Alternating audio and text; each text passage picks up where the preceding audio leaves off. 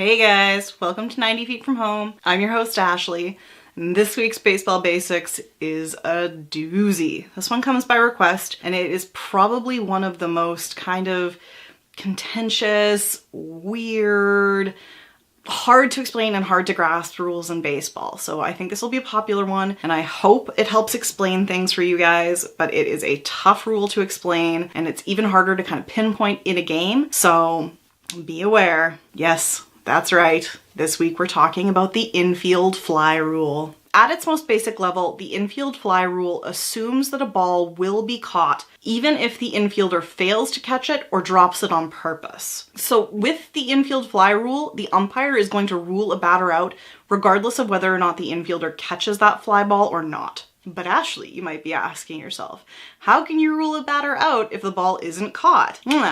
Let me tell you, because I'm glad you asked.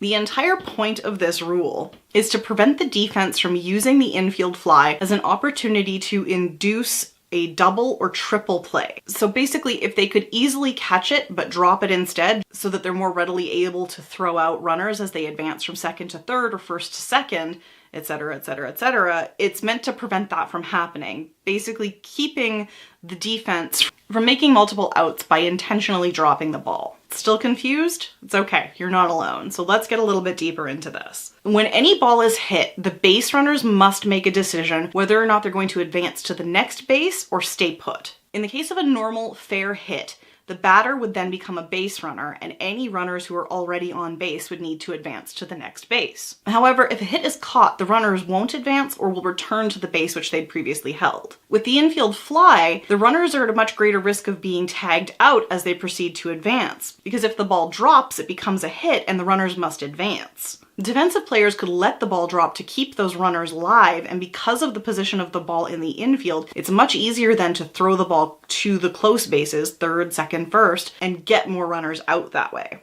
Now, the infield fly rule is not always in effect. There are times when a ball will go up in the infield as a fly ball, but will not be ruled as a part of the infield fly rule. The only time the infield fly rule really takes effect is in positions where it benefits the defensive players on the team to not catch that ball. It only applies if there are fewer than 2 outs, because if the team already has 2 outs, they don't need to induce a double or a triple play. They only need 1 out to finish that inning. It also only takes effect if there's a forced play at third base. So for example, if there's runners at first and second, or if the bases are loaded. If one of those does not apply, then the infield fly rule will not be in effect. A great example of this is actually a game in which Ian Kinsler was playing for the Detroit Tigers and did intentionally let a ball fall, but because it didn't meet the requirements for an infield fly ruling, it was actually allowed to continue as a play. And I'm going to show a clip of that if I can.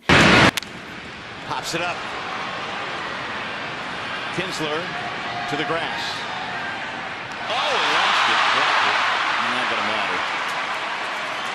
He wanted Rasmus off the base pass, and he wanted White to be the base runner at first base. That's why Ian Kinsler dropped that ball.